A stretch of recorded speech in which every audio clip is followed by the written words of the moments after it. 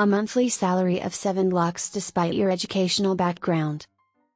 A monthly salary of 7 lakhs despite your educational background. Take up your job at a place of personal choice. Pensionable. A record number of foreign-based billionaires would stream into Sri Lanka. The country will prosper with the influx of dollars. At present, Sri Lanka is mired in an economic crisis. Running out of foreign exchange reserves, the country has been reduced to a debt-ridden state. Sri Lanka is under strain, being a victim of vicious debt trap. The island nation is in a predicament where it cannot settle the loans and interest in aftermath of excessive borrowings.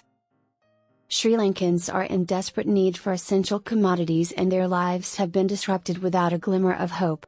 Recovery of loans has become a far-reaching goal, and the country has switched to a welfare-driven mode. There's no way out of this crisis, even though many scholars have introduced grandiose schemes to salvage the situation. In this video, I would like to introduce a program which would be highly beneficial in raising capital. No capital expenditure is directed towards this drive, I assert.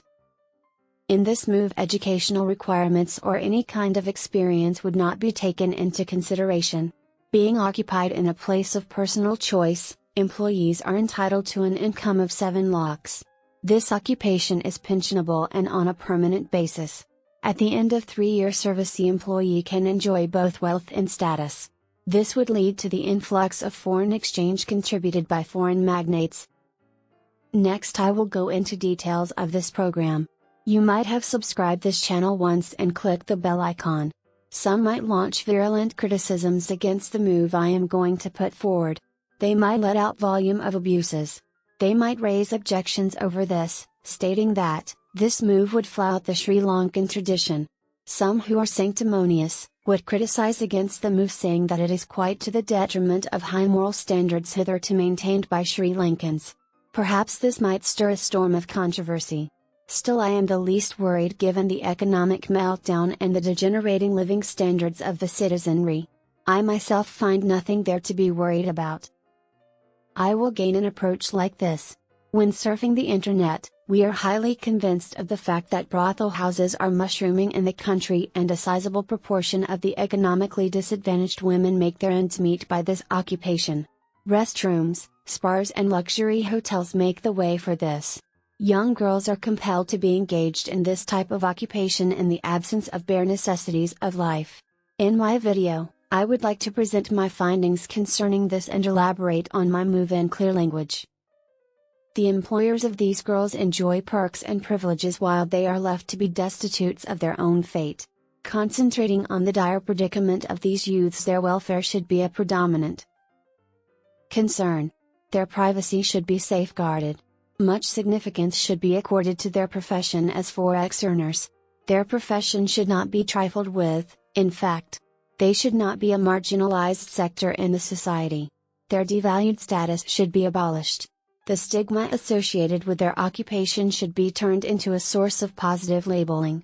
Their status should be elevated, and the government should be assertive in their stance to get them to be contributors of a larger economy drive as a corrective measure of the economic meltdown. Their role should not be downgraded. Then only the cash-trapped Sri Lanka would be able to restore its former economic glory. I would suggest the government of Sri Lanka that establishing these Angels Centers would be a welcome idea to resolve the present economic crisis with those who are already committed to their undertakings at brothel houses. Legalizing the occupation should be a cause of concern, if we are to proceed with the reduction of financial burden, in my view. These Angels Centers should be an ideal platform for sexual gratification based on personal choice of the clients, and both locals and foreigners can exploit this opportunity, while making enormous contribution to Sri Lanka's money-making endeavors. In this move, employees should enjoy their utmost freedom, while not being prone to marginalization. Their contribution towards economic revival should be highly regarded. Entrance to the proposed Angels Center should not be allowed at any cost by any illegal means. The system should be well regulated in a wide range of procedural measures. These centers should be state-owned bodies, and the impact of the move would positively be felt by pleasure-seeking individuals of economically advantaged sectors. The clients should expend on the services when they get them done, and both parties concerned must undergo medical examinations properly. To proceed with this, Sri Lanka should make itself avail of social media platforms in order for a wider global audience to reach. Then, they are at liberty to pick and choose young girls depending on their whims and fancies. Males above the age of 18 should be categorically entitled to this service. Procuring their female counterparts must be done with the intervention of the government. This should not be a move which brings these girls into disrepute or discredit. The charges should be benchmarked against age categories of these employees. Entrance fee of 5,000 rupees and $50 are charged respectively from locals and foreigners per head. The charging criteria for foreigners for 4 hours should deserve special mention. Girls from 18 to 26 years will be procured at $15,000. Girls from 27 to 32 years will be procured at $10,000. Girls from 33 to 38 years will be procured at $5,000. If anyone is willing to seek gratification during nighttime for all 12 hours, their labor would cost him thrice the amount. From my perspective, this income-earning drive would navigate the country towards re-energizing the economy. This is an appeal for the return of golden era from a great economic upheaval. Otherwise, the next generations in an unforeseeable future will be left to suffer the consequences of the present-day crisis.